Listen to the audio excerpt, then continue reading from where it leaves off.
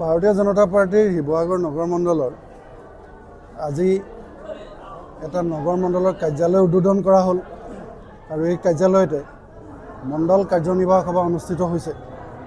এই কাৰ্যনিৰ্বাহকত আমি আগন্তুক যি 2026 বিধানসভা নিৰ্বাচন আছে সেই নিৰ্বাচনৰ ৰণকৌশল আজি ইয়াত তৈয়াৰ কৰা হৈছে। তো আমি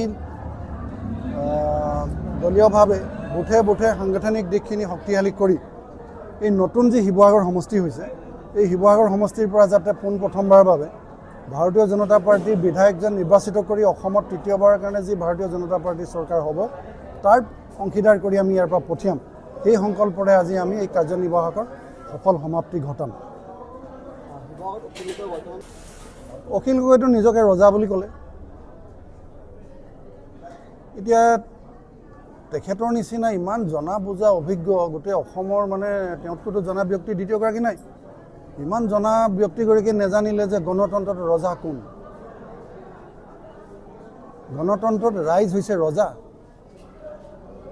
সেই কথাষাৰ অখিল গগৈ নজনাটো আমাৰ শিৱসাগৰবাসীৰ কাৰণে চৰম লজ্জাৰ কথা।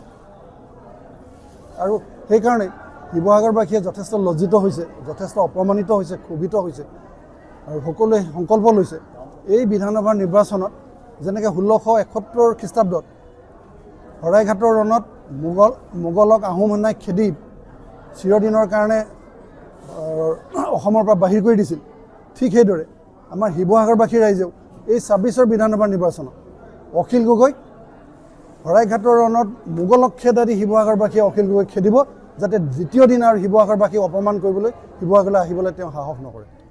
টিকেটৰ প্ৰত্যাশী বহুত আছে, কিন্তু আমাৰ প্ৰাৰ্থী হ'ব পদুম ফুল।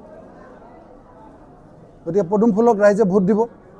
পদুম ফুল বিধায়ক হৈ পেলাই দিছপুৰলৈ যাব, তৃতীয়বাৰ কাৰণে অসমত চৰকাৰ হ'ব, শিৱসাগৰক প্ৰতিনিধিত্ব কৰিব। সেইটোৱে আমাৰ কথা। উন্নয়ন এই ৰাস্তাত আন্দোলন কৰাৰ নেতাৰ পাৰ্থক্যটো বুজিবলৈ শিৱসাগৰলৈ আহিলেই হ'ল। শিৱসাগৰৰ গাঁৱে ভূঞে ৰাস্তা ঘাট চালেই আন্দোলন কৰা নেতা আৰু জনতাক সেৱা কৰা নেতাৰ পাৰ্থক্যটো বুজিব পাৰিব। যিকোনো খবৰৰ বাবে যোগাযোগ কৰক আমাৰ এই নম্বৰত 9181 307 2221।